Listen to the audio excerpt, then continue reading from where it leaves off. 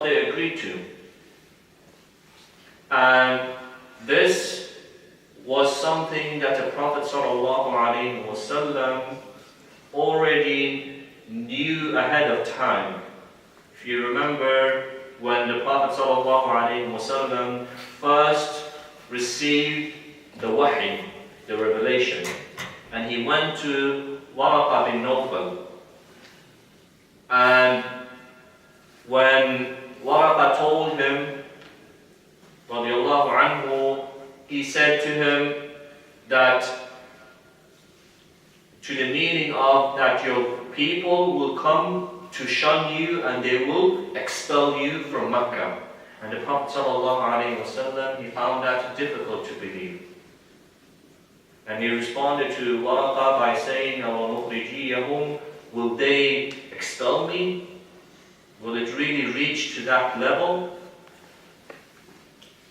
But with time, the Prophet ﷺ understood that this is what was going to happen. And these kuffar in Mecca, they started putting their plan into motion. And they wanted to get rid of the Prophet ﷺ as soon as they could. So one night when the Prophet ﷺ was sleeping in his house, they decided to act.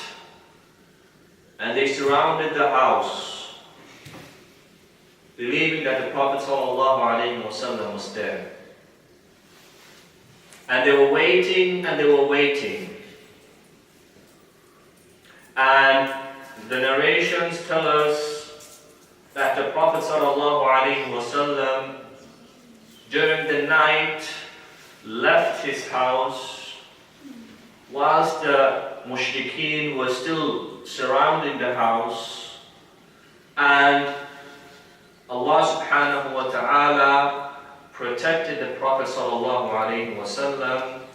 In some narrations, the Prophet ﷺ read those verses in Surah Yasin, وَجَعَلْنَا مِنْ بَيْنِ أَيْدِيهِمْ سَدًّا وَمِنْ خَلْفِهِمْ سَدًّا فَأَغْشَيْنَاهُمْ فَهُمْ لَا يُبْصِرُونَ. And the Prophet ﷺ poured a bit of turab, sand, on their heads, and he walked out of there without them even realizing that it was the Prophet ﷺ that was walking by them. In some narrations, these narrations are a little bit more weak. It says that the Prophet ﷺ made Ali radiallahu anhu sleep in his place. And this small incident shows us that well-known qaida, that well-known rule in Islam, that if Allah subhanahu wa ta'ala wants to protect someone, no one can harm that person. And similarly, if Allah subhanahu wa ta'ala wants to punish someone, there is no one that can protect that person. And we are shown this over and over again.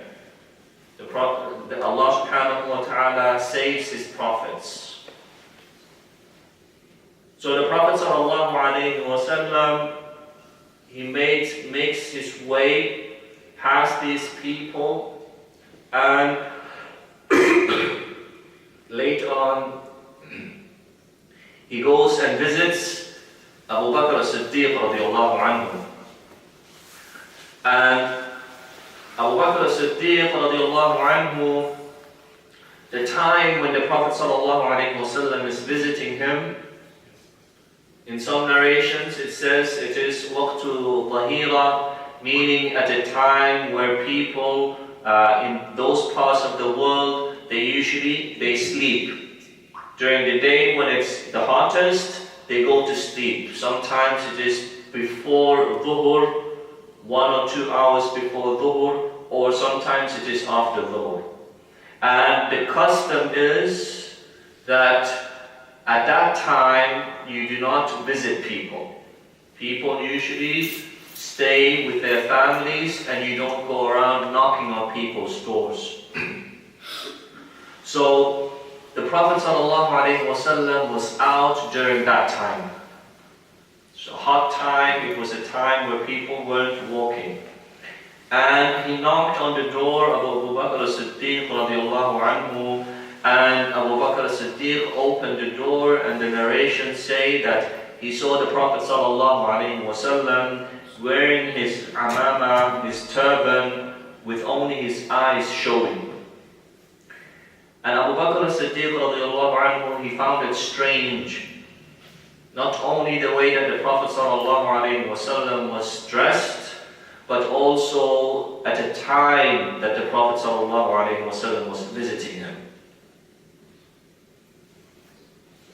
For us, sometimes when you get a missed call on your phone, there's something that we can all relate to. If you get a missed call, if you see one missed call from a person, then you might not think much of it.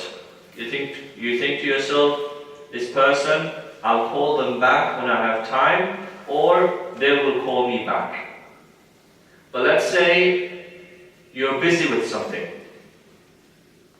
and after a while you take your phone out and you see 15 missed calls from the same individual. How do you react then? You understand that something is happening. This person will call you 15 times if there wasn't an urgency. Something is not right. So this was the way that Abu Bakr as-Siddiq radiallahu anhu interpreted seeing the Prophet sallallahu alaihi wasallam at that particular moment in time. And he asked the Prophet sallallahu alaihi wasallam if something was wrong. And the Prophet ﷺ told Abu Bakr as-Siddiq radiallahu anhu that he had been given the permission to make the Hijrah, and he was about to make the Hijrah. And Abu Bakr as-Siddiq radiallahu anhu, he responded with one simple sentence. And he said to the Prophet ﷺ, as-suhbatu ya Rasulullah, meaning, let me accompany you, be your companion during this trip. So subhanAllah, it's